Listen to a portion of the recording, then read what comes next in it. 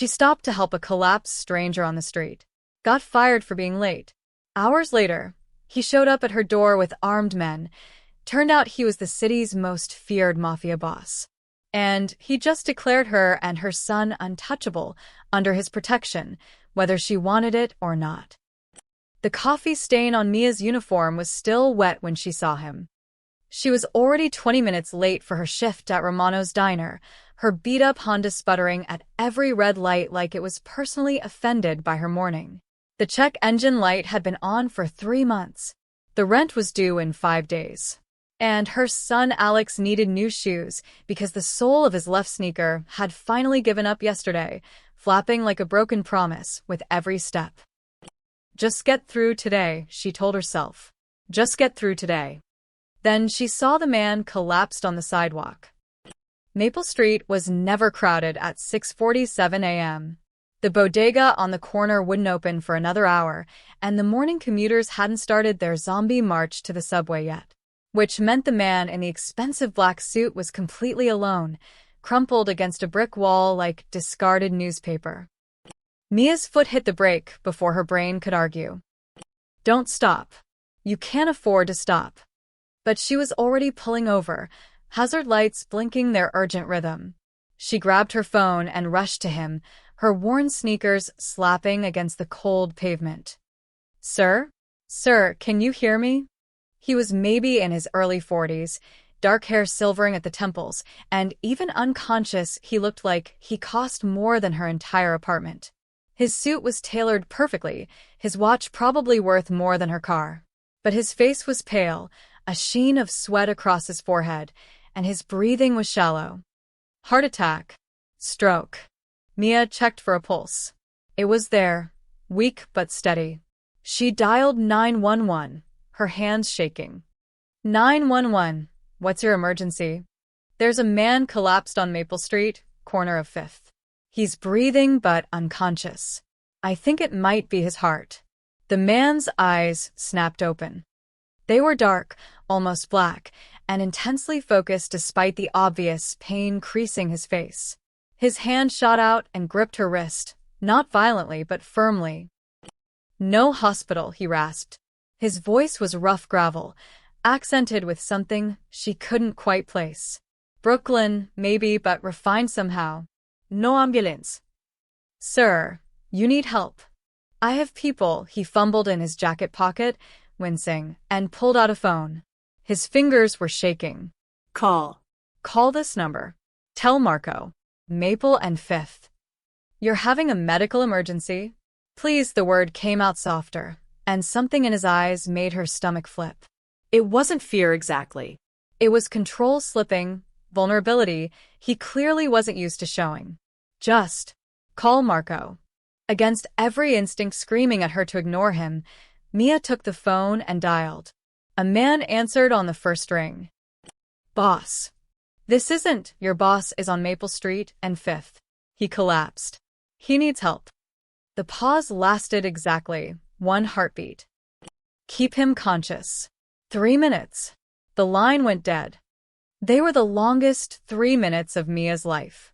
She kept the man talking, asking him his name, he said Lorenzo, asking if he had any pain, everywhere apparently, asking if he'd eaten, not in 18 hours. His answers got shorter as his breathing evened out, and she realized with strange clarity that he was studying her just as carefully as she was monitoring him. You should go, Lorenzo said finally. You said you were late. I'm not leaving someone on the sidewalk. 2 black SUVs rounded the corner like silent sharks, pulling up so fast Mia barely had time to stand. 4 men in dark suits emerged, efficient, professional, terrifying in their coordinated precision. One of them, older with gray at his temples and eyes like a hawk, immediately knelt beside Lorenzo. Boss. Ambulance is 2 blocks out. No hospital, Marco. Home. Get Silvio. Marco's jaw tightened, but he nodded. Get him in the car. He ordered the others, then turned to Mia. His gaze could have cut glass. You saw this. I was driving by. Your name? It wasn't a question. Mia's mouth went dry. I didn't do anything wrong. I just stopped to help. Your name, Marco repeated, but Lorenzo raised a hand. Marco. Stop. Lorenzo was being helped to his feet, and even obviously weakened, he carried himself with an authority that made the air feel thinner. She saved my life. You get her name, her address, her phone number, politely. And someone pay for her parking ticket. Mia glanced back at her car. Sure enough, a meter maid was writing up a ticket for the expired meter. That's really not. Consider it a thank you, Lorenzo said. His eyes met hers, and she felt something shift in her chest. Recognition, maybe, or warning. I don't forget debts, miss. Mia. Mia Chen. Mia Chen, he said it like he was filing it away permanently. Thank you. Then they were gone, the SUVs disappearing around the corner as quickly as they'd arrived, leaving Mia standing on an empty sidewalk with a torn parking ticket and the feeling that she'd just stepped on a landmine she couldn't see. She got fired at 7:32 a.m. You're 37 minutes late. Chen, her manager, Dale, didn't even look up from his clipboard. That's the third time this month. Dale, I'm sorry, there was an emergency. There's always an emergency with you. Your kid's sick, your car breaks down, now what? You stopped to help a puppy cross the street. A man collapsed. I don't care if the president collapsed. You signed a contract. This is a business. Dale finally looked at her, and there was nothing in his eyes but annoyance. Clean out your locker. I'll mail your last check. Mia felt the words hit her like a physical blow. Dale, please. I have a son. I need this job. Should have thought about that before. He turned away. Don't make this harder than it needs to be. The walk to her locker felt like walking through water. Her hands shook as she gathered her spare uniform, her photo of Alex from his 8th grade graduation. The emergency granola bars she kept for the day's tips were bad, and lunch wasn't an option. 37 minutes. That's all it took to lose everything. By the time she got home to their small apartment in Queens, Mia had cried out all the panic and landed somewhere in numb territory. She'd figured it out. She always figured it out. There was a grocery store hiring, and Mrs. Kowalski down the hall had mentioned her nephew's restaurant needed waitresses. She was making a mental list of everywhere she could apply tomorrow when someone knocked on her door. Mia checked the peephole. Her blood turned to ice. It was him, Lorenzo, standing in her hallway in a fresh suit, looking perfectly healthy, flanked by 2 of the men from earlier. She opened the door on the chain lock. How did you get this address? I told you, Lorenzo said calmly. I don't forget debts. May I come in? No. His eyebrows rose slightly. Miss Chen, I helped you. That's fine. But I don't know you, and you showing up at my home is— She searched for a word that wasn't terrifying. Inappropriate. For a moment, something like respect flickered across his face. Then he pulled an envelope from his jacket and held it up. I heard you lost your job today. Because of me. Mia's stomach dropped. How did you? I'm offering you a new one. Better pay. Better hours. No questions asked. I don't need charity. It's not charity, Miss Chen. It's repayment. Lorenzo's voice was quiet but carved from steel. You saved my life today. That means something where I come from. That means you're under my protection now. I don't want your protection. That, Lorenzo said and smiled without warmth, isn't really up to you anymore. He set the envelope on the floor just outside her door and turned to leave. Then he paused. Someone will be in touch about the job. Don't leave town, Mia Chen. You're family now. The words hung in the air long after he disappeared down the stairwell. Mia stared at the envelope for a full minute before she picked it up. Inside was $5,000 in cash, a business card with only a phone number, and a handwritten note in elegant script. For immediate expenses. I always repay my debts. L.V. She closed the door, locked it, and slid down to sit on the floor, her heart hammering. What the hell had she just gotten herself into? Mia didn't sleep that night. She sat at her small kitchen table, the $5,000 spread out in front of her like evidence at a crime scene. The money was real. She'd checked each bill twice, half expecting them to vanish like some twisted fairy tale. But they remained stubbornly, dangerously solid. At 6:15 a.m., she made her decision. She was giving it back. Alex stumbled out of his bedroom at 6:30, his hair sticking up in 3 directions, earbuds already dangling from his neck. At 15, her son was all angles and attitude, growing so fast she could barely keep him in jeans that fit. "You're up early," he mumbled, heading straight for the cereal cabinet. Couldn't sleep, Mia quickly gathered the money, shoving it back in the envelope. "Hey, about school today." "Mom, don't." Alex didn't look at her. "I know we're broke.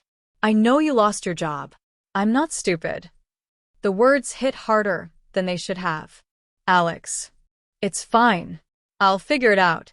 He poured cereal with more force than necessary. "I always do."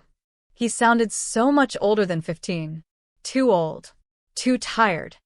"I'm going to fix this," Mia said quietly. "I promise." Alex finally looked at her, and his eyes were so much like his father's it hurt. "You always say that." He grabbed his backpack and left without eating breakfast, the door closing with a soft click that felt worse than a slam. Mia stared at the untouched bowl of cereal and felt something crack in her chest. Then she grabbed the envelope and headed out. The address on Lorenzo's business card led her to a restaurant in Little Italy called Vitali's. Of course it was called Vitali's.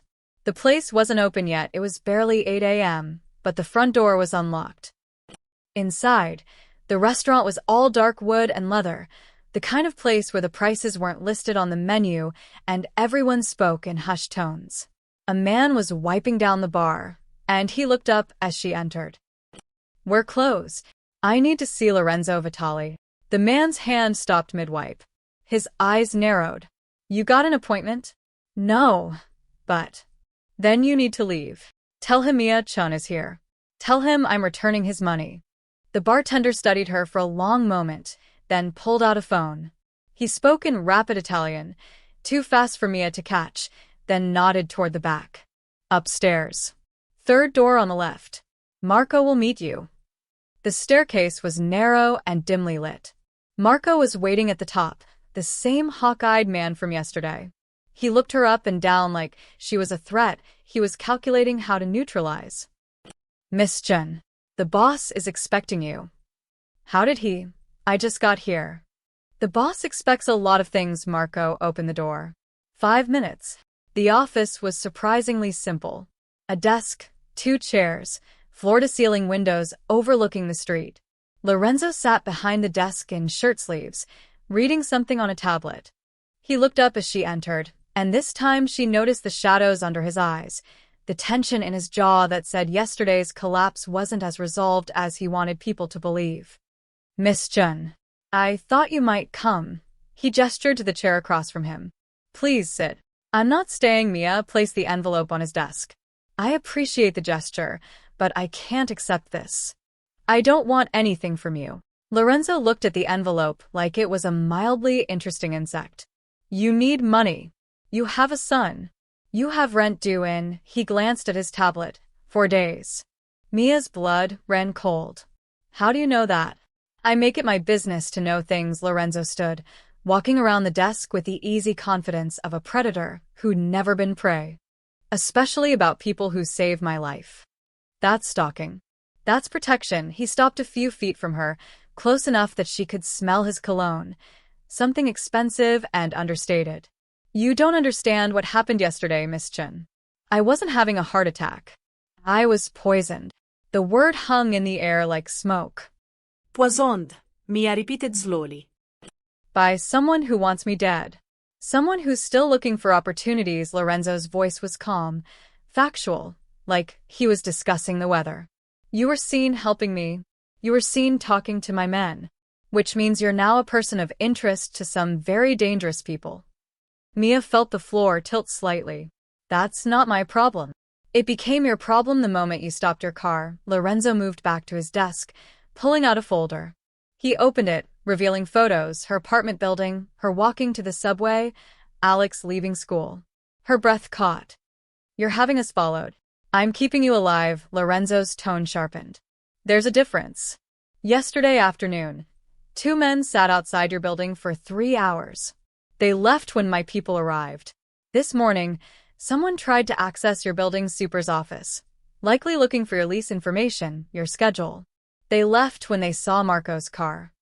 Mia's legs suddenly felt weak. She sank into the chair. This is insane. This is my world. Lorenzo closed the folder. And you stepped into it whether you meant to or not. So here's what's going to happen. You're going to accept my protection. You're going to take the job I'm offering, legitimate work, nothing illegal, managing the books for this restaurant. You're going to let my people keep you and your son safe until I've dealt with this threat. And in return, you get to stay alive. And if I refuse? Lorenzo's expression didn't change, but something in his eyes hardened. Then you and your son become loose ends in a war you don't understand. And loose ends get tied up, Miss Chen, one way or another. It wasn't a threat, exactly. It was worse, it was a statement of fact. Mia's hands were shaking. I just wanted to help someone. I know, and for the first time, Lorenzo's voice softened slightly. And that's exactly why you're worth protecting. People like you don't exist in my world. You don't look for angles or advantages. You just help. That's rare. That's valuable. And I don't let valuable things get destroyed. He pushed the envelope back across the desk. Take the money. Take the job. Let me do this. Lorenzo sat back down, suddenly looking tired. I'm not asking anymore, Miss Chen. I'm telling you. You're under my protection now. You saved my life. Where I come from, that's a debt that doesn't expire. Mia stared at the envelope, at the money that could pay her rent and buy Alex new shoes and maybe, just maybe, let her breathe for 5 minutes. What's the job, exactly? Lorenzo smiled, a real smile this time, small but genuine. Ah. Now we're talking business. When Mia left Vitali's an hour later, she had a job starting Monday, a promise of safety she wasn't sure she believed, and the uncomfortable certainty that her life had just changed in ways she couldn't begin to predict. What she didn't see was the black sedan that pulled out 3 cars behind her, following at a careful distance. Or Marco in the passenger seat, phone to his ear, reporting, "She's moving." En route. Notals. Or Lorenzo, still in his office, staring at the photo of Mia and Alex on his desk and wondering why this particular debt felt different from all the others he'd collected over 20 years. Alex Chen had learned 3 important survival rules at Jefferson High. Keep your head down, don't make eye contact, and never, ever use the 3rd floor bathroom. He broke rule number 3 on Tuesday. The bathroom was empty when he entered, or so he thought. He was washing his hands when he heard the door lock click behind him. In the mirror's reflection, he saw them. Marcus Delgado and Tony Russo, both seniors, both built like they'd been held back twice for fun. Alex's stomach dropped. Well, Marcus leaned against the door, arms crossed. If it isn't the scholarship rat. Alex kept his eyes on the sink. I'm just leaving. Nah, you're not. Tony moved to block the other exit, a broken window that led to the fire escape. We've been meaning to talk to you, Chen, about respect.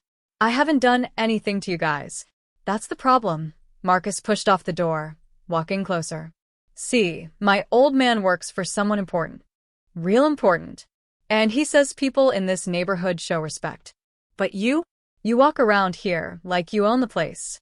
I don't. Shut up. Tony grabbed Alex's backpack, dumping its contents across the wet floor. Books, papers, his calculator, everything scattered. You know what my dad does? He works for Lorenzo Vitali. You know who that is? Alex did. Everyone in the neighborhood did. Lorenzo Vitali was the name parents whispered about, the reason certain stores never got robbed, the invisible hand that kept their part of Queens running smooth. Some people called him a businessman.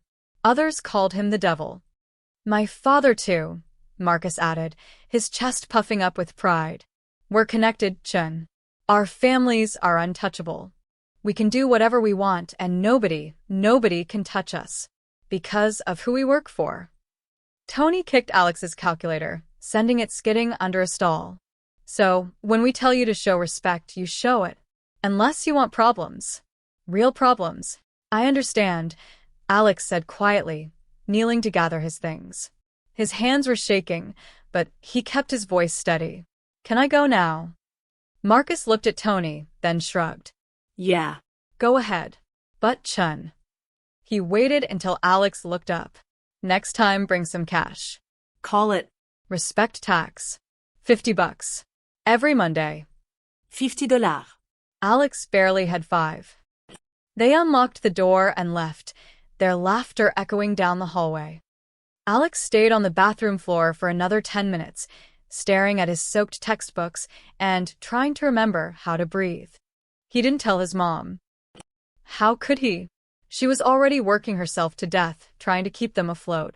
The new job at Vitali's, the one that mysteriously appeared after she lost her waitressing gig, was supposed to make things easier. She came home less exhausted now, less worried. She'd even smiled this morning, really smiled, when she told him she could finally afford to buy him those new shoes. Alex couldn't take that away from her. So he said nothing.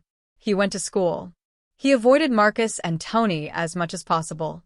And on Monday, when they cornered him in the parking lot after school, he handed over the $50 he'd stolen from the emergency jar in the kitchen, the one his mom kept for gas money. Good boy, Marcus said, pocketing the cash. See? Respect. That's all we ask. But it wasn't all they asked. The next Monday, it was 75, then 100.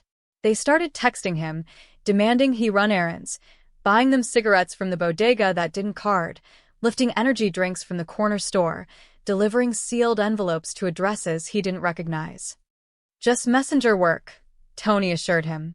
Nothing heavy. But if you refuse, or if you tell anyone, he didn't finish the sentence. He didn't have to. Alex became a ghost at school. He skipped lunch to avoid them, took different routes to class, spent his free periods in the library. His grades started slipping. His mom noticed. Alex, honey, is everything okay? She asked one evening, finding him staring at his untouched homework. You've been so quiet lately. Just tired. School's hard this year. If something's wrong. Mom, I'm fine, he forced a smile. Really? Stop worrying. She didn't look convinced, but she let it drop. That night, Alex lay awake and did the math. At this rate, he'd need $200 by next Monday. His mom's new job paid well, but not that well. And if he kept stealing from the emergency jar, she'd notice. She always noticed. He thought about telling her, about explaining that the sons of Lorenzo Vitali's men were bleeding him dry, turning him into their personal errand boy. But every time he rehearsed the words, he saw her face, the worry, the fear, the inevitable decision to confront them or pull him out of school or do something that would make everything worse. No. He could handle this. He had to handle this. On Wednesday afternoon, Alex was making a delivery, another sealed envelope to an address in Astoria, when he overheard something he wasn't supposed to. He'd just handed the envelope to a man in a leather jacket when 2 others walked past, deep in conversation. They didn't notice the skinny kid in the corner, practically invisible. Telling you, Vitali's losing his grip. The old man's getting soft. Soft or not, he's still dangerous. Not for long. Marcus's dad and Tony's old man, they're smart. They're already making moves. Talking to the Calabrese family, setting up side deals. When the time comes, keep your voice down, idiot. They moved out of earshot, disappearing around the corner. Alex stood frozen, the words replaying in his head. Side deals. Calabrese family. Making moves. He didn't understand all of it, but he understood enough. Marcus and Tony's fathers weren't just working for Lorenzo Vitali. They were working against him. And somehow, without meaning to, Alex had just become part of whatever they were planning. He walked home in a daze, the weight of the secret pressing down on him like a physical thing. He thought about telling his mom, about warning someone. But who would believe him? A 15-year-old kid with no proof, just overheard conversations and gut feelings. And if he was wrong, If he caused trouble for Marcus and Tony's families, they'd destroy him. Destroy his mom too, probably. No. He couldn't say anything. Not yet. But as Alex climbed the stairs to their apartment, he made himself a promise. He'd figure this out. He'd find proof.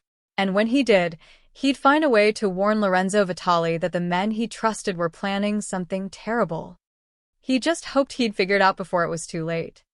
Inside the apartment, his mom was humming while she cooked dinner, actually humming like she used to when his dad was alive, and Alex felt something crack inside his chest. "Hey, Mom." Hey, sweetheart. "Good day at school?" Alex forced a smile that didn't reach his eyes. Yeah, Mom. "Everything's fine." The lie tasted like ash in his mouth. 3 weeks into her new job, Mia realized she was good at it. Really good. The books at Vitali's had been a mess, receipts stuffed in shoeboxes, invoices filed by random dates, tax documents that would make an IRS agent weep. But Mia had a head for numbers, and more importantly, she had something to prove. Within 2 weeks, she'd reorganized everything, caught 3 billing errors that had been costing the restaurant thousands, and created a system so simple even the chef could track daily expenses. Lorenzo had nodded approvingly when she showed him the new spreadsheets. Efficient. Clean. "You have a talent for this, Miss Chen." "It's just organization," Mia had replied, uncomfortable with the praise. Organization is power, he'd smiled slightly. Never underestimate that. But lately, the atmosphere at Vitali's had changed. The servers whispered when she walked by. The bartender, Tony, a cousin of someone important, watched her with calculating eyes. Even Maria, the hostess who'd been friendly that first week, now kept her distance. Mia tried to ignore it. She had a job that paid well, benefits that covered Alex's inhaler prescriptions, and for the first time in years, she wasn't choosing between electricity and groceries. She could handle some office gossip. Then she heard what they were actually saying. Sleeping with the boss, obviously. Why else would he hire some random waitress? "Did you see how he looks at her? My cousin swears they're together." She's playing him. Gold digger. Probably planned the whole rescue thing. Mia stood frozen outside the staff room, her stomach churning. She wanted to march in there, to defend herself, to scream that she'd never even been alone with Lorenzo except for business meetings. But she knew it wouldn't matter. In their world, the truth was whatever made the best story. She went back to her office and closed the door. Marco found Lorenzo in the wine cellar, inspecting a shipment of Barolo that had just arrived from Italy. "We need to talk." "About the woman." Lorenzo didn't look up from the bottle he was examining. "Mia is doing excellent work. The books are finally in order." "That's not what I mean, and you know it." Marco moved closer, his voice dropping. "The rumors are spreading. People think she's your mistress." Your weakness. People think many things. Most of them are wrong. "Boss, listen to me." Marco's tone sharpened with urgency. "The Calabrese family is watching. They're asking questions about her. About the boy. They're wondering why you'd risk exposure for some nobody from Queens. She's not a nobody. To them, she is. And they're starting to wonder if she's a plant. If she's working for someone else. If this whole thing, her accidentally finding you bringing her into the organization, if it's all a setup." Lorenzo finally set down the bottle, turning to face his consigliere fully. "You think Mia Chen is working for the Calabrese family? I think we can't afford not to consider it." Marco pulled out his phone, showing Lorenzo a series of photos. "She's been followed. We've been watching like you asked. But here's the thing, someone else is watching her too. Professional surveillance, not street thugs. These people know what they're doing." Lorenzo studied the photos, his jaw tightening. Who? "We don't know yet. Could be Calabrese. Could be the feds. Could be someone new trying to make a move." Marco pocketed the phone. "My point is, she's a liability. She makes you vulnerable. Send her away, give her a payout, and let's end this before it becomes a problem." No. The word was quiet but absolute. Marco stared at him. "Boss." "I said no." Lorenzo's voice hardened. "Mia Chen saved my life when she had nothing to gain from it. She lost her job because of me. She's worked harder in 3 weeks than half our people do in 3 months. And you want me to throw her out like garbage because of rumors and paranoia? I want you to stay alive. I want this family to stay protected. And she's a complication we don't need. She's under my protection, Marco. That means something. Or have we forgotten what honor means? The words landed like a slap. Marco's expression tightened, but he nodded slowly. Of course, boss. But if she turns out to be playing you, then I'll handle it. But until I have proof, real proof, not gossip and suspicion, she stays. Are we clear? Crystal. Marco left without another word, his footsteps echoing up the cellar stairs. Lorenzo stood alone among the wine bottles, thinking about the woman upstairs who organized spreadsheets with the same quiet determination she'd shown helping a stranger on a sidewalk. She asked for nothing, complained about nothing, just showed up, did her work, and left. In his world, a world of angles and debts and constant calculation, Mia Chun was an anomaly. And Marco was right about one thing. Anomalies were dangerous. Just not in the way his consigliere thought. Mia was packing up for the day when Lorenzo knocked on her office door. Got a minute? She looked up, surprised. He rarely came to her office. Usually she was summoned to his. Of course. He stepped inside, closing the door behind him. For a moment he just looked at her, really looked like he was trying to solve a puzzle. I wanted to thank you, he said finally, for the work you've done. The restaurant's running smoother than it has in years. Just doing my job. It's more than that. You care about getting things right. That's rare, he paused. I also wanted to apologize. For what? For the talk.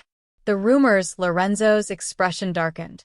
People in my world, they see connections where there aren't any. They assume things. It's making your life harder, and that wasn't the deal. Mia felt heat rise to her cheeks. I can handle gossip. I know you can. But you shouldn't have to. He moved to the window, looking out at the street below. I've been thinking about what you said that first day. That you just wanted to help. No angles, no agenda. Just help, he turned back to her. I didn't believe people like you existed anymore. People like me? Good people. Honest people, Lorenzo's voice softened. You remind me that not everything in this world is about power and territory. Sometimes people just do the right thing, because it's right. I'd forgotten that. Mia didn't know what to say. This close, she could see the weight he carried, the exhaustion behind his eyes, the tension in his shoulders that never fully relaxed. You're a good man trying to do a hard job, she said quietly. I see that. Something flickered across Lorenzo's face. Surprise, maybe, or gratitude. Most people see a monster. Then most people aren't looking hard enough. The silence between them felt different now. Charged with something Mia couldn't name and wasn't sure she wanted to. Lorenzo cleared his throat. Anyway, thank you. For everything. And ignore the whispers. They'll find something else to talk about soon enough. He left, and Mia sat in her office for a long time after, staring at the closed door and wondering why her heart was beating so fast. Outside, in a car parked 3 blocks away, someone lifted a camera and took another photo. The game was just beginning. The text came on Thursday at 2:47 p.m. Unknown number. Parking lot. After school. Don't be late. Alex stared at his phone, his stomach nodding. He'd managed to avoid Marcus and Tony for almost a week, taking different routes, skipping lunch, practically living in the library. But they always found him eventually. The money was the problem. He'd scraped together $150 last Monday, his birthday money from his grandmother, the cash he'd been saving for new headphones, even the $5 he'd found in the laundry. It wasn't enough. It was never enough. And now they wanted more. At 3:15, Alex walked to the parking lot like he was walking to his execution. Marcus and Tony were waiting by Tony's car, a black Mustang his father had bought him for his 17th birthday. 2 other guys were with them, seniors Alex didn't recognize. Chun. Finally, Marcus grinned, but there was no humor in it. We've got a job for you. I don't have any money. Not about money this time. Well, not your money. Tony opened his trunk, revealing 3 cases of liquor, expensive stuff, the kind with labels Alex couldn't pronounce. You're gonna deliver these to an address in Brooklyn. Tonight. Alex's mouth went dry. I can't. My mom. Your mom what? Works for Lorenzo Vitali. Marcus laughed. Yeah, we know all about that. Which makes this even funnier. One of the other guys, a kid with a neck tattoo and dead eyes, stepped forward. See, here's the thing, Chin. These bottles? They're going to the Calabrese family. You know who they are. Alex shook his head. They're Mr. Vitali's competition. His enemies. And our fathers. Marcus gestured between himself and Tony. They're smart enough to make friends on both sides. Because when things go south, you want options. You understand? The pieces clicked together in Alex's mind with horrible clarity. You're saying your father's work for the Calabrese family too. Not work for. Work with. Big difference. Tony leaned against his car, casual as anything. See, Vitali's getting old. Soft. He's so busy playing protector to random nobodies, like your mom, that he's forgotten how business works. The Calabrese family, they're the future. They're hungry. And when they make their move, our families will be on the winning side. So you're betraying him. Alex's voice came out barely above a whisper. We're being smart, Marcus corrected. And you're gonna help us. Because if you don't, if you tell anyone, if you refuse, if you even think about warning someone, then we'll make sure your mom knows exactly what you've been doing. The stealing, the deliveries, the cigarettes. We've got photos, Chin. Videos. We'll send them to her. To her boss. Hell, we'll send them to Vitali himself. She'll think you're a criminal, Tony added cheerfully. She'll think you've been using her, playing her. That job she's so proud of? Gone. And her reputation in Vitali's world? Destroyed. All because her son's a little thief. Alex felt like he was drowning. Why are you doing this? Because we can. Marcus pulled out his phone, showing Alex a photo, his mom walking into Vitali's, smiling, unaware. And because you're useful. You're the perfect messenger. Nobody suspects the kid. Nobody questions the scholarship boy running errands. You're invisible, Chun. And that makes you valuable. The dead-eyed kid opened one of the liquor cases, revealing something hidden beneath the bottles. Alex caught a glimpse of white powder in plastic bags before the case snapped shut. His blood turned to ice. That's not just alcohol. Very smart, Marcus clapped him on the shoulder hard enough to hurt. See? You're learning. Now take these, deliver them to this address. He shoved a piece of paper into Alex's hand. And keep your mouth shut. Do that, and maybe your mom gets to keep her nice job and her good reputation. Got it. Alex looked at the cases, at the address, at the 3 of them watching him with expressions that said they'd done this before and would do it again. He thought about his mom, humming while she cooked dinner. About how she'd smiled last week when she said she could finally afford the field trip he'd wanted to go on. About how, for the first time since his dad died, she seemed happy. He thought about Lorenzo Vitali, the man people called a monster, who'd given his mom a chance when no one else would. And he thought about these boys, these entitled, vicious boys, whose fathers were planning something that would destroy everything. Okay, Alex said quietly. I'll do it. Smart choice. Tony tossed him the car keys. Take my car. You've got a license, right? Just a learner's permit. Even better. Cops are less likely to pull over a kid. Be back by 8, or we come looking. And Chun. Tony's smile vanished. Don't even think about being a hero. Heroes get hurt. Heroes get their families hurt. You're a survivor. Act like it. Alex drove to Brooklyn with shaking hands, made the delivery to a warehouse where men in expensive suits barely glanced at him, and drove back in complete silence. But he'd seen the address. He'd seen the faces. And he'd heard something, a conversation between 2 men who didn't realize he was standing right there, just another invisible kid. Delgado and Russo are bringing in decent numbers. The old man trusts them completely. When we move on Vitali, his own people will open the door for us. And the timeline? 2 weeks. 3 at most. Then it's done. Alex had stood there, frozen, the words burning into his brain. 2 weeks. Maybe 3. That's how long Lorenzo Vitali had before his own men betrayed him. That's how long Alex had to figure out what the hell to do. When he got home that night, his mom was asleep on the couch, her laptop open to a spreadsheet, her reading glasses crooked on her face. She looked peaceful. Safe. Alex pulled a blanket over her and sat on the floor beside the couch, his head in his hands. He was 15 years old. He was being blackmailed. He'd just delivered drugs for the Mafia.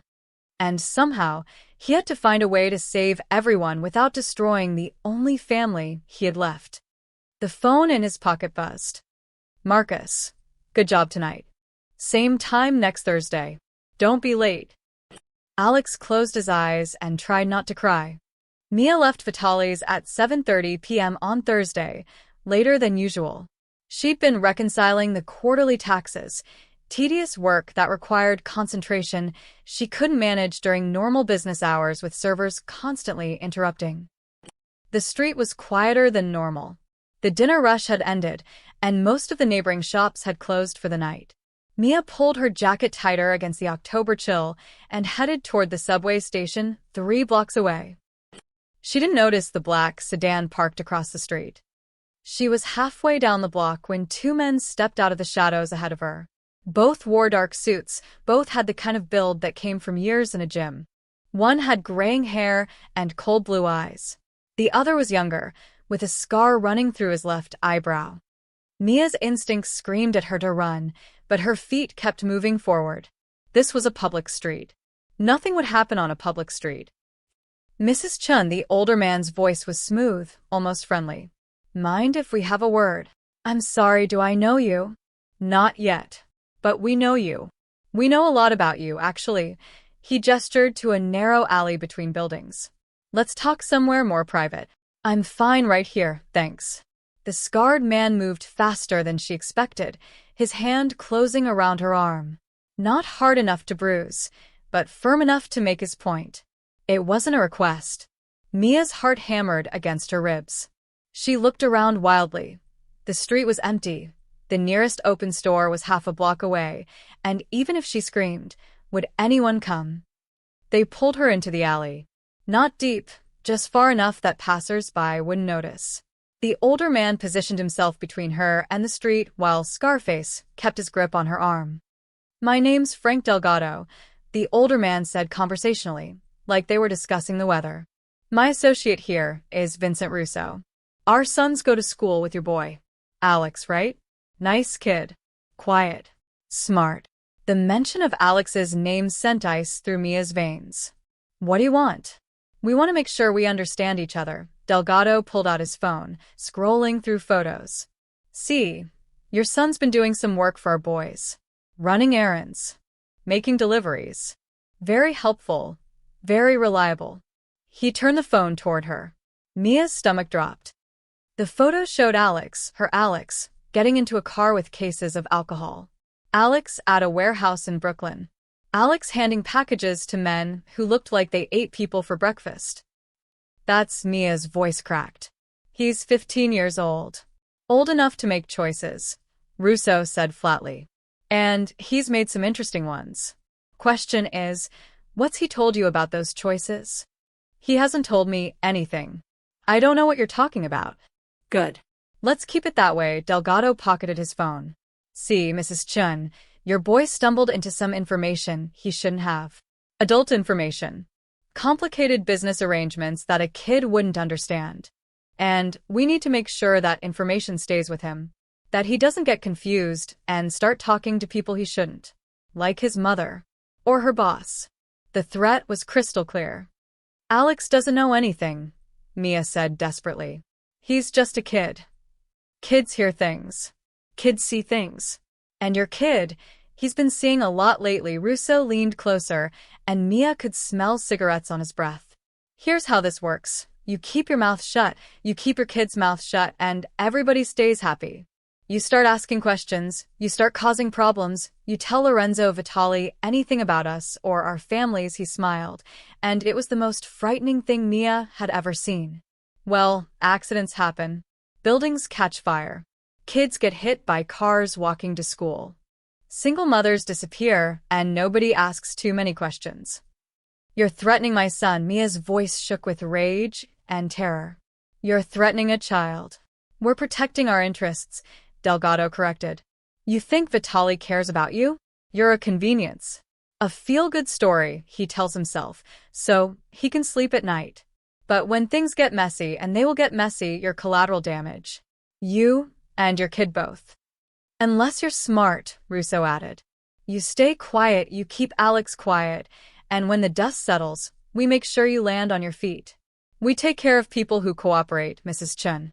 We're generous like that. Mia wanted to scream. She wanted to fight. But mostly, she wanted to get home to Alex, to make sure he was safe, to figure out what the hell was happening. I understand, she whispered.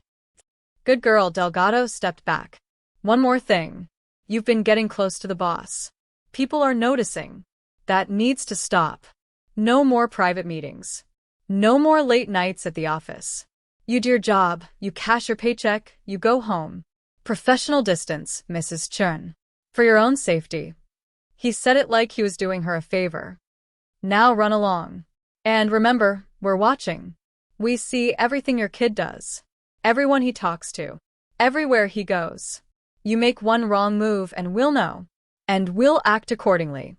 They released her and walked back toward the street, disappearing around the corner like they'd never been there at all.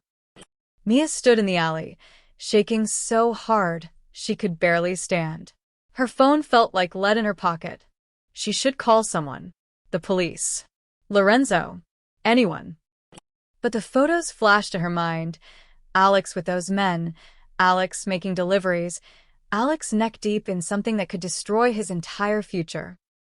If she told Lorenzo, he'd investigate. He'd find out what Alex had been doing. He'd see her son as a threat, or worse, as someone working against him. And what would he do then? If she told the police, Alex would be arrested. He'd have a record. His scholarship, his college dreams, everything he'd worked for would be gone. But if she said nothing... Mia pulled out her phone with trembling hands and called the one person she needed to see right now. Mom. Alex answered on the second ring, sounding worried. Where are you? You're usually home by now. I'm on my way, baby. Are you okay? Are you home? Yeah, I'm fine. Mom, you sound weird. Lock the door. Don't open it for anyone but me. I'll be there in 20 minutes. Mom, what's going on? Just do it, Alex. Please. She hung up and ran for the subway, her mind racing through impossible choices and terrible options. Behind her, in the black sedan that had been watching all along, Marco sat in the passenger seat with his phone to his ear.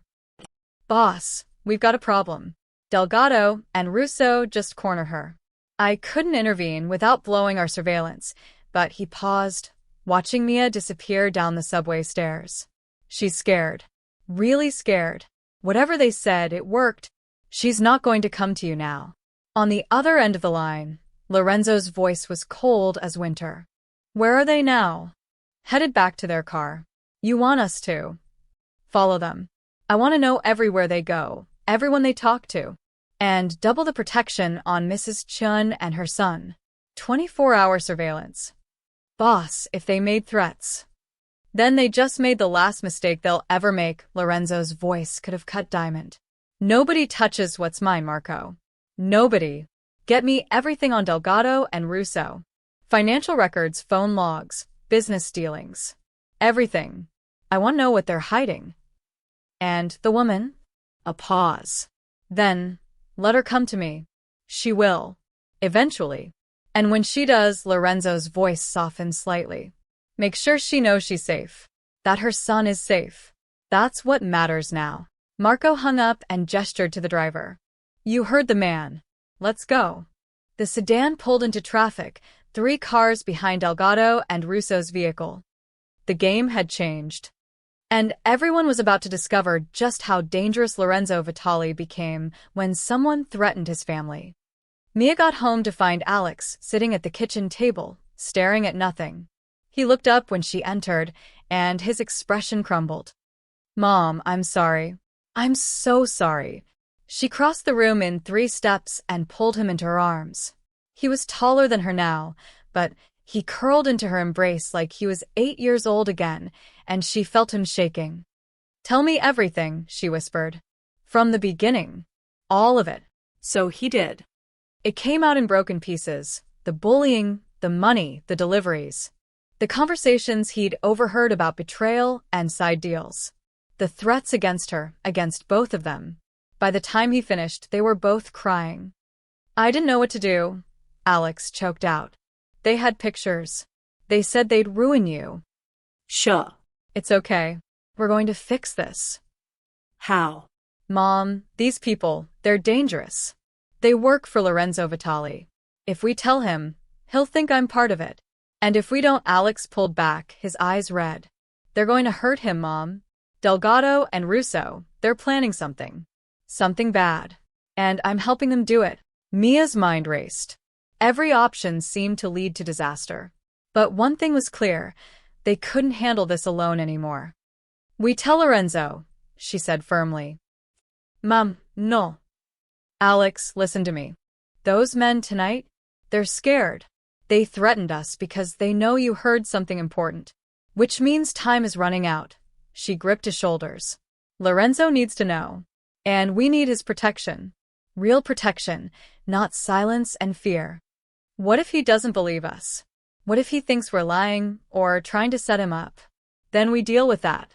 But I'd rather take that risk than sit here waiting for those men to decide we're too dangerous to keep alive." Before Alex could respond, Mia's phone rang. Lorenzo's name flashed on the screen.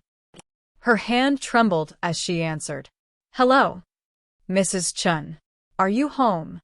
His voice was calm, but she heard steel underneath. "Yes, I. Stay there. Lock your doors.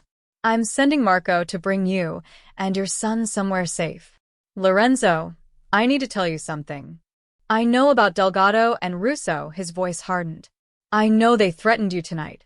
I know they've been using your son. And I know they're working with the Calabrese family to undermine me." Mia's breath caught. "You know? How?" "I make it my business to know, remember? Marco's been following you for your protection. He saw everything tonight. And we've been investigating Delgado and Russo for weeks." A pause. I'm sorry, Mia. "I should have moved faster. I should have protected you better. It's not your fault." "It is. You and Alex got caught in the middle of something you never asked for. But that ends now. Marco will be there in 5 minutes. Come to Vitali's. It's time we had a conversation. All of us." The line went dead. Marco arrived exactly 5 minutes later with 3 other men, all armed, all moving with military precision. They escorted Mia and Alex to 2 separate SUVs, protocol, Marco explained, and drove through the city with an efficiency that made Mia's earlier fear seem quaint. They pulled up behind Vitali's restaurant. The main dining room was closed, but lights blazed in the private room upstairs. Marco led them up. Lorenzo stood by the window, his back to the door. The table was set for a meeting, files spread out, photos, documents. And sitting in chairs on the opposite side, looking considerably less confident than they had an hour ago, were Frank Delgado and Vincent Russo. Both men's faces went pale when they saw Mia and Alex. "Mrs. Chun." "Alex," Lorenzo turned, and his expression was controlled fury barely leashed. "Thank you for coming. Please sit." Mia and Alex sat. 4 of Lorenzo's men positioned themselves at the exits. Marco stood directly behind Delgado and Russo. "Gentlemen," Lorenzo said softly, "why don't you tell Mrs. Chun and her son what you told me 20 minutes ago?" Delgado's jaw worked. "Boss, listen. Tell them." The shout cracked through the room like a whip. Russo flinched. We were offered a deal. By the Calabrese family. Better money, better territory. They said you were losing your edge, that it was time to switch sides.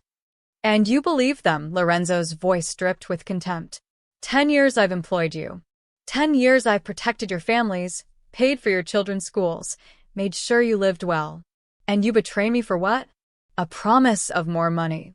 It wasn't just money, Delgado said desperately. They said they'd kill our families if we didn't cooperate. They had pictures, threats. So you came to me, your boss, and asked for help, right? Lorenzo leaned forward. That's what loyalty means. That's what family means. Instead, you sold information. You ran drugs on my territory without permission. You used your sons to blackmail a 15-year-old boy and threaten his mother. And you planned to open the door for the Calabrese family to walk in and take everything I've built. The silence was deafening. Alex, Lorenzo turned to the boy, his expression softening slightly. Tell me what you heard. The conversation at the warehouse. Alex's voice shook, but he spoke clearly. They said the timeline was 2 or 3 weeks. That when they moved on you, Delgado and Russo would open the door from the inside. And you kept quiet, Lorenzo said. Even though these men were using you, threatening your mother. Why? I was scared. I thought if I told you, you'd think I was part of it. That you'd hurt my mom. Alex looked at Delgado and Russo with sudden, fierce anger. But they were going to hurt her anyway. They were going to hurt everyone. Lorenzo nodded slowly. Then he turned to Delgado and Russo. You made 3 mistakes. First, you forgot what loyalty means. Second, you thought I was weak. And third, his voice went cold as winter. You threatened my family. Boss, please. Mrs. Chen saved my life. She works for me. She's under my protection. That makes her family. Lorenzo's gaze shifted to Alex. Her son is family. And you don't threaten family. Not in my world. Not ever. He snapped his fingers. More men entered. Faces Mia recognized from the restaurant. Loyal soldiers who'd worked for Lorenzo for years. Take them to the warehouse. Call the Calabrese family. Tell them if they want Delgado and Russo, they can have them. But they come to me first. We're going to have a conversation about boundaries and respect. And consequences. Boss, no. Delgado lunged forward, but Marco's hand clamped down on his shoulder like a vice. Get them out of my sight. The men dragged Delgado and Russo out, their protests fading down the hallway. Lorenzo turned to Mia and Alex, his expression transforming completely. I'm sorry you had to see that. But I needed you to understand. This is over. You're safe. Both of you. What's going to happen to them? Mia asked quietly. Justice. My kind of justice. They betrayed their oath, endangered innocence, and tried to destroy something I've spent 20 years building. Lorenzo's voice softened. But they won't touch you again. No one will. I'm making it known throughout the city.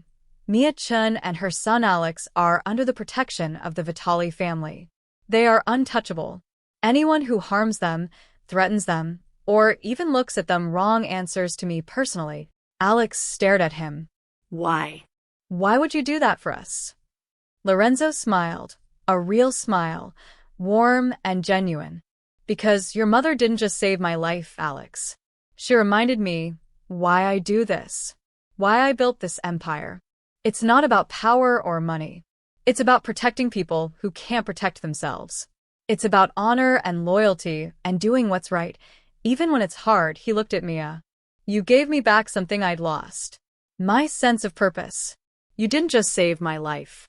You gave me back my honor. That's not a debt I can repay. It's a gift I can only honor. Mia felt tears prick her eyes. Lorenzo. Your family now, Mia Chen. Both of you. And I protect my family. Always. 3 months later, Mia stood in the doorway of Alex's bedroom, watching her son pack for his class trip to Washington, D.C. the trip he'd given up on months ago when money was too tight and hope felt like a luxury they couldn't afford. Mom, have you seen my good jacket? The navy one. Front closet. I had it cleaned. She smiled as he rushed past her, a tornado of teenage energy and excitement. So much had changed. After that night at Vitali's, Lorenzo had kept his promise. The story spread through the neighborhood like wildfire. Mia Chen and her son were untouchable, protected by Lorenzo Vitali himself. The whispers at work stopped. The sideways glances became respectful nods. Even the servers who'd gossiped about her being Lorenzo's mistress now treated her with careful deference. But more than that, Lorenzo had given Alex something Mia never could have. Safety. Real safety. He'd arranged for Alex to finish the school year without fear. Marcus and Tony had transferred to different schools, their father's disgrace extending to their families. The Calabrese family, after Lorenzo's conversation, had backed off entirely, their planned takeover dissolved before it began. And Alex. Alex was just a kid again, doing homework, going to basketball games, laughing with friends. He was healing. They both were. Got it. Alex reappeared, jacket in hand. Hey, Mom. Is it okay if I stop by the restaurant after school tomorrow? Lorenzo said he wanted to show me something about the bookkeeping system. He thinks I might be good at it. Mia's heart squeezed. Lorenzo had been mentoring Alex, teaching him about business, about honor, about being a man. Not pushing, never pressuring, just there, solid and steady, offering guidance when Alex asked for it. Of course, sweetheart. Just text me when you get there. After Alex left for school, Mia finished getting ready for work. She caught her reflection in the mirror, really looked at herself for the first time in months. The permanent worry line between her eyebrows had softened. The exhaustion that had lived in her bones for years felt lighter. She looked happy. When had that happened? Vitali's was quiet when she arrived.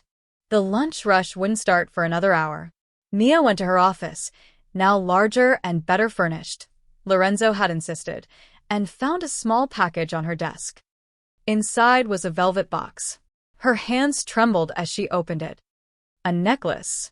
Simple, elegant, a silver pendant shaped like a lotus flower, symbolizing rebirth and beauty rising from mud. The kind of gift that meant something. The kind of gift that said, I see you. Do you like it?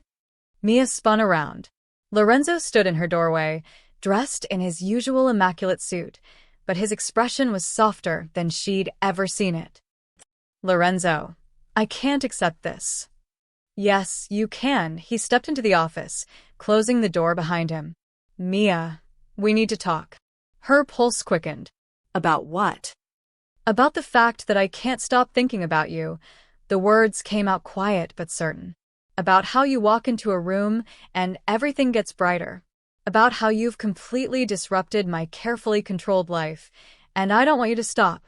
Mia's breath caught. Lorenzo. Let me finish. He moved closer, his dark eyes intense. 3 months ago, I told you that you were under my protection, that you were family. And you are. But Mia, he reached up, gently tucking a strand of hair behind her ear. Somewhere along the way, it became more than that. You're not just someone I'm protecting. You're someone I can't imagine my life without. This is crazy, Mia whispered, but she didn't pull away. We're from completely different worlds. We're from the same world. The real world, where people struggle and survive and keep going even when everything's falling apart. You showed me that. Lorenzo's thumb traced her jawline. I've spent 20 years building walls, Mia. Protecting myself, staying distant, never letting anyone close enough to matter. And then you stopped your car for a stranger. You risked everything for nothing. And you reminded me what it means to be human. I'm not special. You are to me, his voice roughened with emotion. You didn't save my life for money or power or leverage. You saved it because it was the right thing to do. You restored my faith in people, in goodness, in honor. You gave me back my soul, Mia Chen. That's not pity. That's not obligation. That's devotion. Tears slipped down Mia's cheeks. I'm scared. So am I, Lorenzo smiled, and it transformed his entire face. But I'm more scared of losing you, of letting you slip away, because I was too proud or too afraid to tell you the truth. I love you, Mia. I'm in love with you.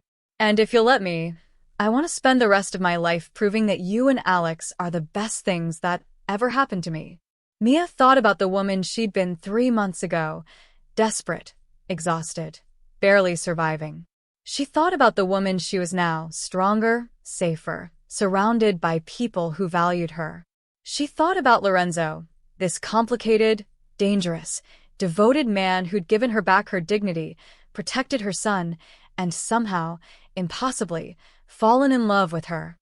"I love you too," she whispered. "I think I have for a while. I just didn't know how to say it." Lorenzo's smile could have lit the entire city. He cupped her face in his hands and kissed her, soft and reverent and full of promise. When they broke apart, he pressed his forehead to hers. "You and Alex, you're my family now. Really and truly. Not because of debt or obligation, but because that's where my heart is. With you." "We're not going anywhere," Mia said, and meant it. Later that evening, when Alex came home from school and found Lorenzo in their kitchen helping his mom make dinner, something that had become surprisingly normal, he just grinned. "Finally. I was wondering when you two would figure it out." Lorenzo laughed, pulling Mia close. "Smart kid. Gets it from his mom," Mia said. She looked around their small apartment, the same place they'd lived when she was drowning in bills and fear, and realized it felt completely different now. Not because anything physical had changed, but because they had. They weren't just surviving anymore. They were living. They were loved. They were home. And sometimes, Mia thought as Lorenzo pressed a kiss to her temple and Alex rolled his eyes affectionately, sometimes saving one life on a random Tuesday morning could save you right back.